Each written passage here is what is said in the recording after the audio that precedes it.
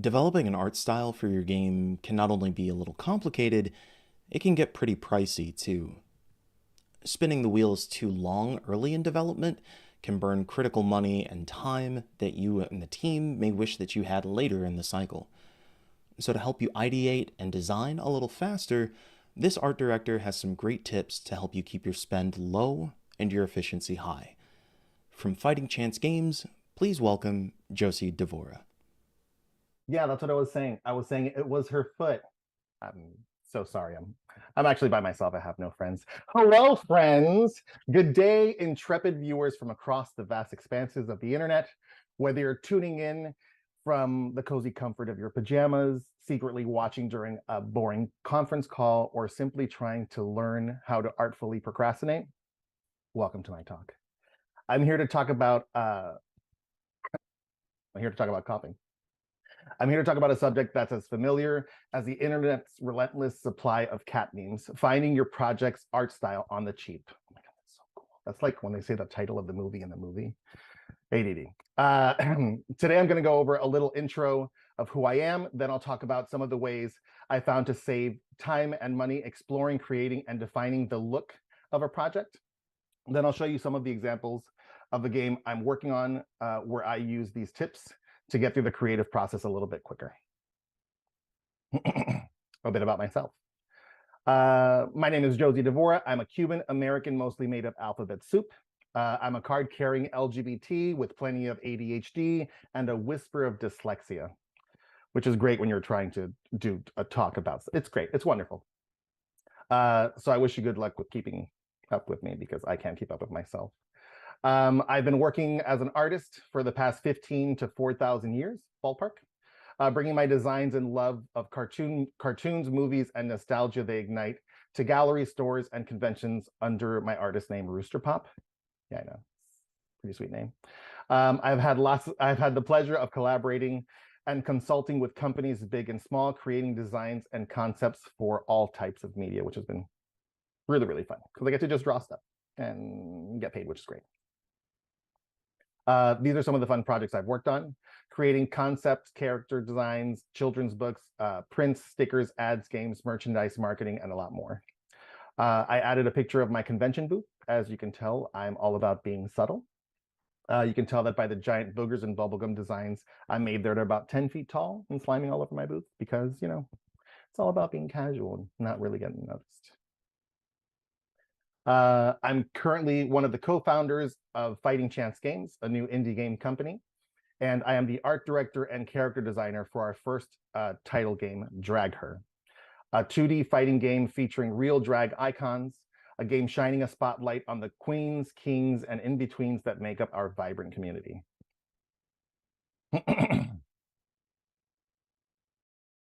First steps. Do you have an idea for a game or project, but when you dig into your pockets, you find lint and old chapstick? Do you now have to develop an entire character roster and the world that they exist in? A task that would normally take hundreds of hours, a big budget, and an entire team, but it's just you. Do you have a producer who expects you to do the work not only under budget, but super fast? Sure, no problem.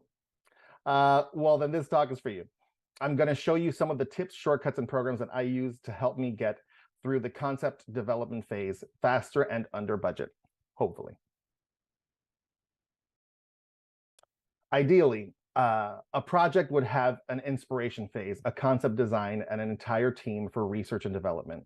Some time to listen and give feedback and plenty of room to experiment and try new things. But who the hell has time for that? Not me, and I'm assuming if you're here, definitely not you. Realistically, time is money. If there's anything you can do to save time, that will in the end save you money. And if you're in a studio where every dollar counts, coupons and free subscriptions are your best friend. So let's get into it. Finding the style is a journey. There's a lot to point to: character design, animation, UI, environments, the visual effects, to name a few. For this presentation, I'll be going over two of them: character design and background design, and how to build your aesthetic without breaking the bank. These are two great examples of iconic game styles. I could pull the UI from Persona 5 or the backgrounds from Cuphead, and I'm pretty sure most people would still know what game they were from.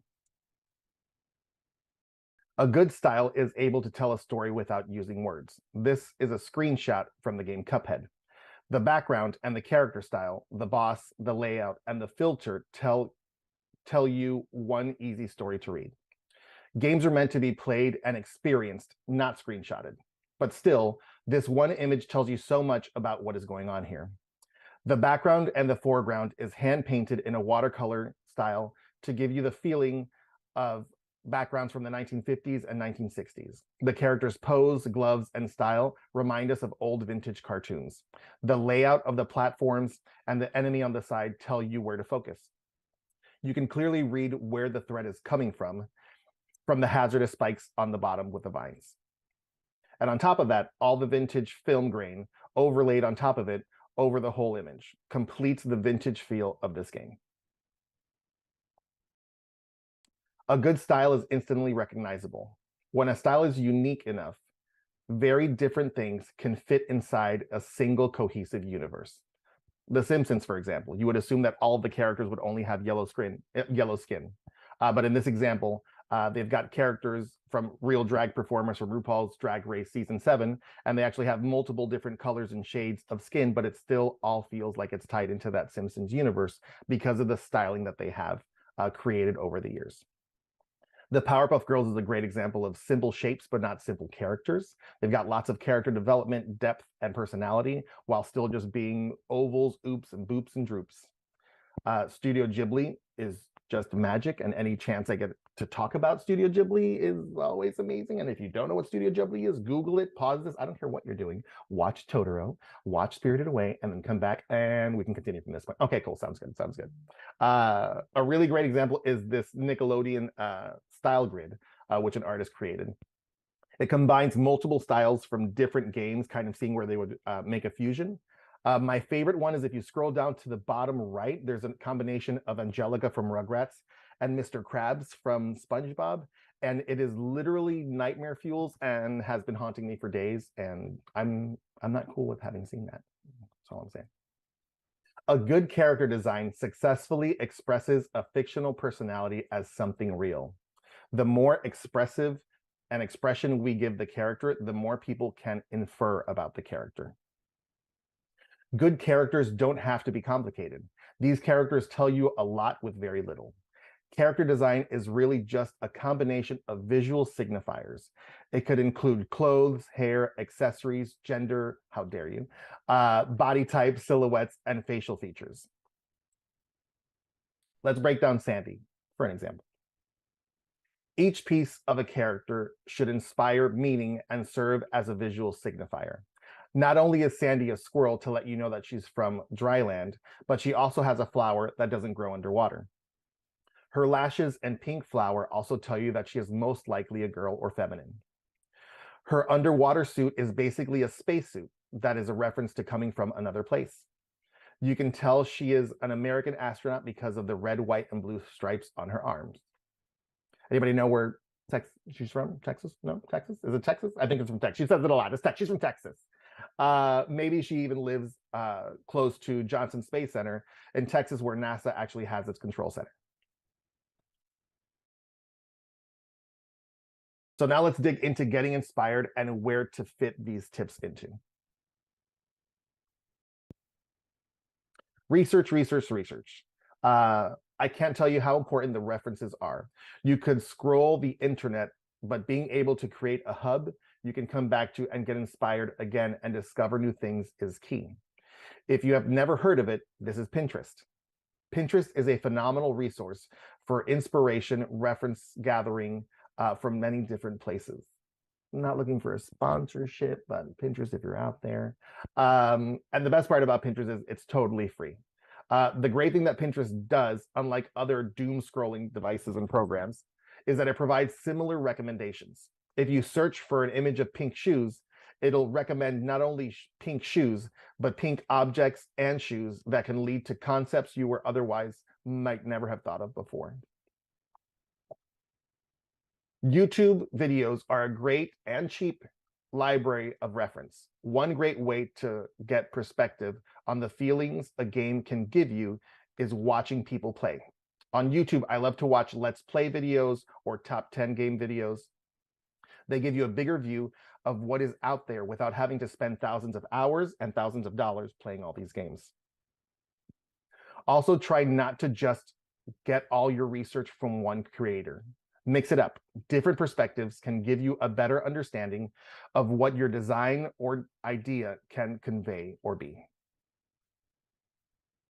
Another great way to get perspective is to play lots of games. But oh no, the only money I have is Monopoly money, and it's super colorful, but it can't buy me anything. I tried.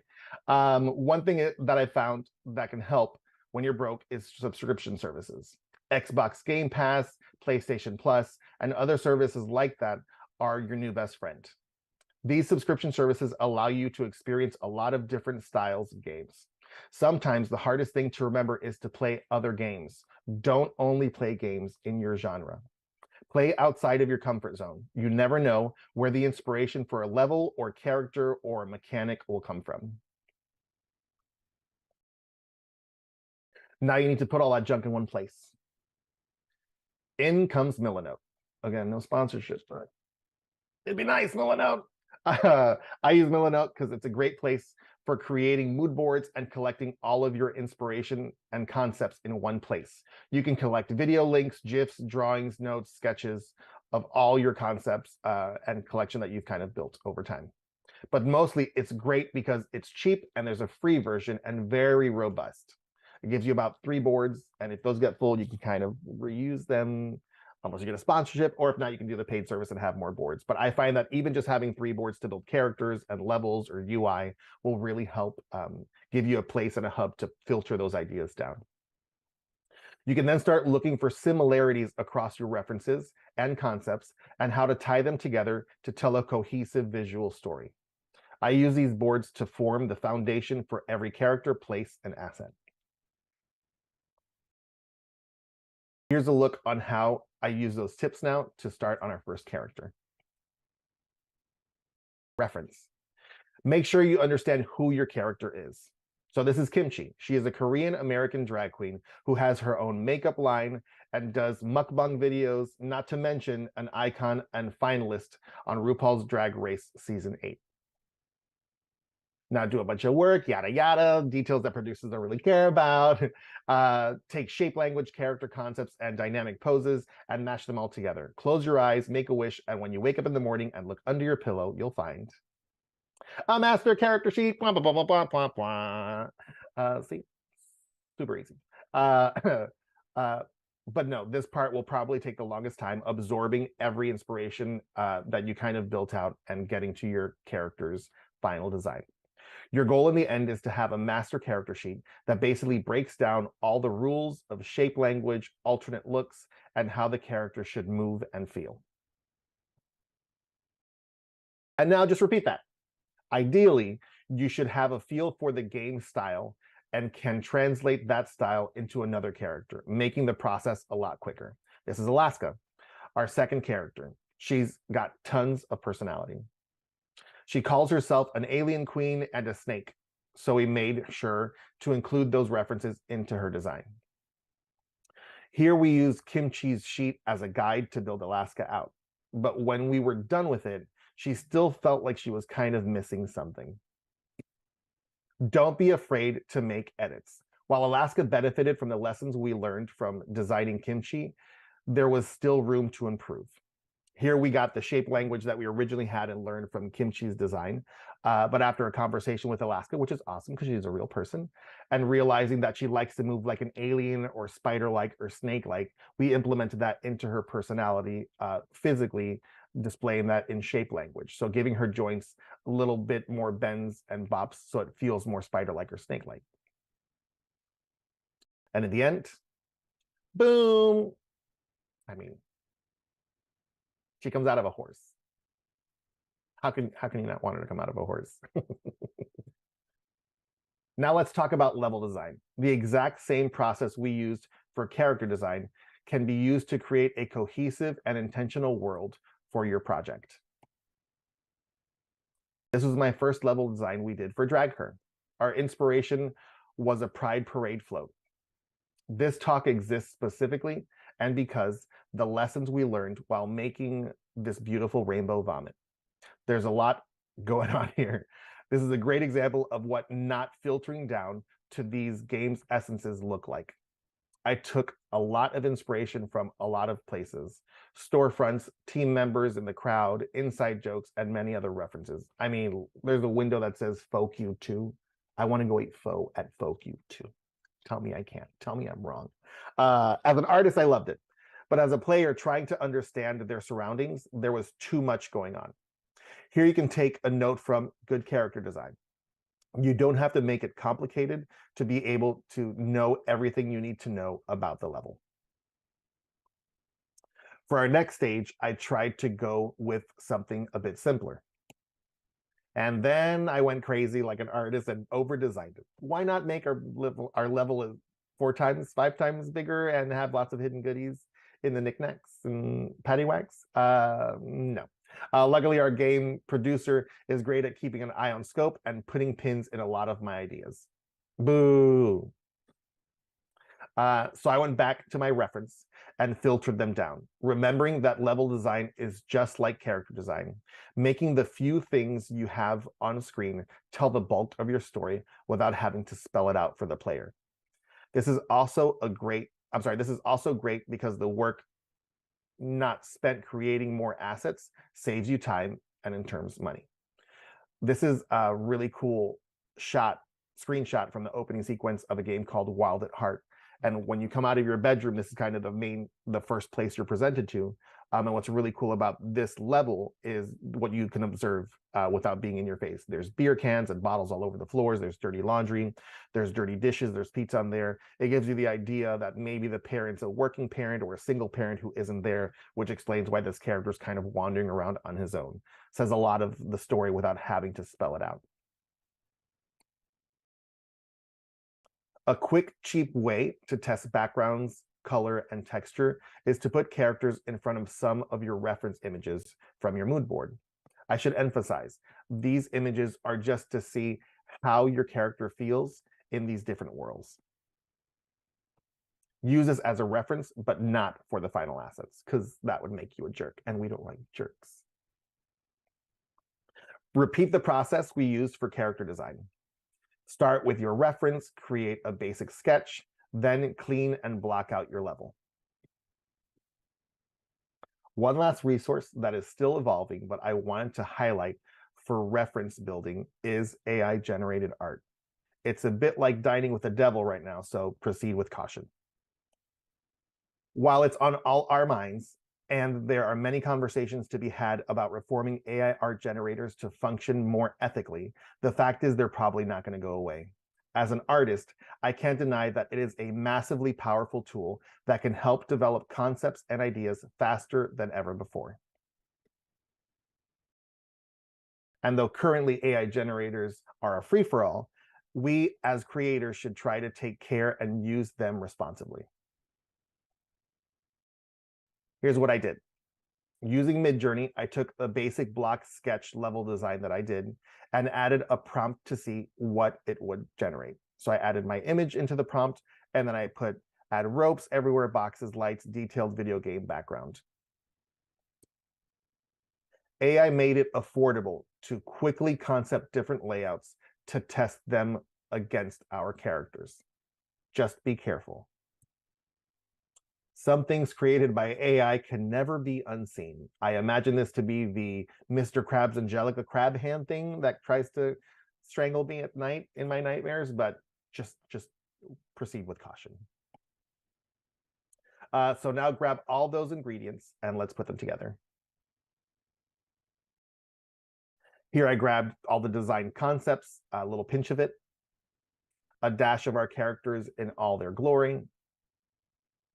Throw them all into a blender, close your eyes, make a wish. There's a lot of making a wish here. And wake up in the morning, check under your pillow, and you'll find...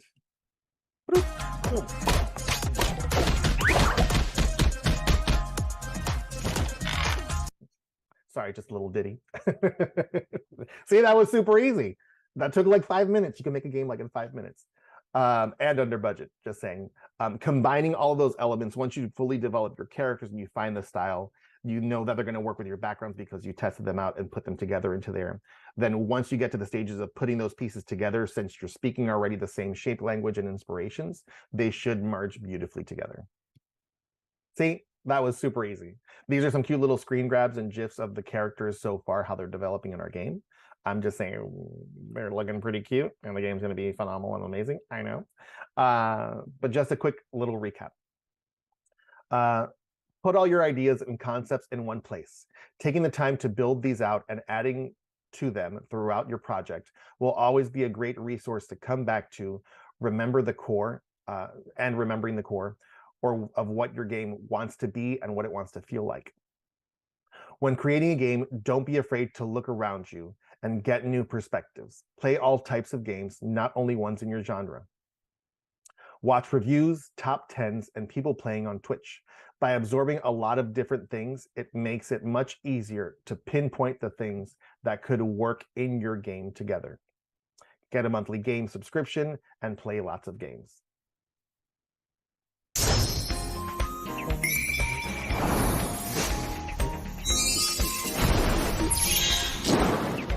Sorry. That's pretty much it. Thanks for joining and learning how to be a cheap bastard like me.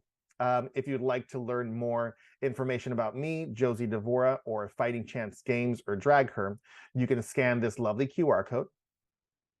I'll wait. And check out our Steam page that just recently went up, or go to dragher.games. You can see more of my personal and commercial work at roosterpop.com. That's roosterpop.com. Just saying. And I hope this talk has helped you. If it wasn't helpful at all, then feel free to lie to me because my little heart couldn't take it. Awesome. Thank you for joining. Later. I feel like I learned a lot in that talk. Making big decisions around art can feel really overwhelming, but this not only reminded me of some great research tools like Pinterest, but it also helped show a clear step-by-step process that will hopefully result in great art appearing under all of our pillows. Thanks so much for the presentation, Josie.